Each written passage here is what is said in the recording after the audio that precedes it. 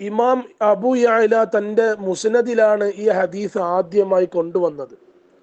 ലഇൻ ഖാമ അലാ ഖബരി ഫഖാല യാ മുഹമ്മദ് ല ഉജീബന്നഹു എന്ന ഹദീസ്. ആ ഹദീസിന് ശറഹ് പറയാണ്, വഖദ് സറഹ സുബ്കിയു, തീർച്ചയായിട്ടും സുബ്കി ഇമാം വ്യക്തമാക്കിയിരിക്കുന്നു, ബി അന്നഹു യഹ്കുമു ബി ശരീഅത്തി നബിയിന മുഹമ്മദിൻ സ്വല്ലല്ലാഹു അലൈഹി വസല്ലം ബിൽ ഖുർആനി വസുന്ന. നബി സല്ലല്ലാഹു അലൈഹി വസല്ലം തങ്ങളുടെ ശരീഅത്ത് കൊണ്ടും അവിടുത്തെ ഖുർആൻ കൊണ്ടും അവിടുത്തെ സുന്നത്ത് കൊണ്ടാണ് ഈസാ നബി അലൈഹി സ്വലാം ഒരു ഹുക്മ് ഈ ഭൂമിയിൽ പറയുക. ഇമ്മ ബി കൗനിഹി, ഒന്നിരിക്കൽ ഈസാ നബി അലൈഹി സ്വലാം യതലഖാഹ, ആ ശരീഅത്തിനെ നല്ലോണം പഠിച്ച് മനസ്സിലാക്കും. എവിടുന്ന്?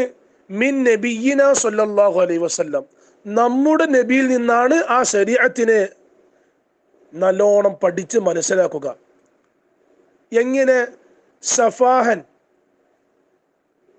ലഫ്ളായിട്ട്, വാചകമായിട്ടാണ് ആ ശരീഅത്തിനെ നല്ലോണം പഠിച്ച് മനസ്സിലാക്കുക മുത്തുനബിയിൽ നിന്ന്.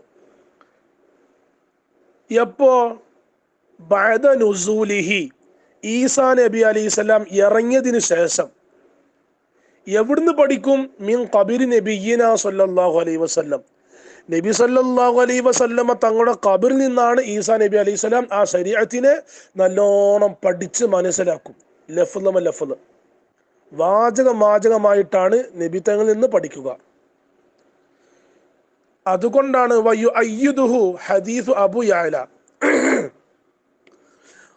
അബൂ യഅലയുടെ ഹദീസ് ശക്തിപ്പെടുത്തുന്നത്, വല്ലദി, ഒരുത്തിനെ തന്നെയാണ് സത്യം, നഫ്സി, എൻ്റെ റൂഹാകുന്നത്, എൻ്റെ ശരീരമാകുന്നത്, ബിയദിഹി, അവൻ്റെ കയ്യിൽ സ്ഥിരപ്പെട്ടതാണ്, അള്ളാഹുവിൻ്റെ കയ്യിലാണ് എന്ന്.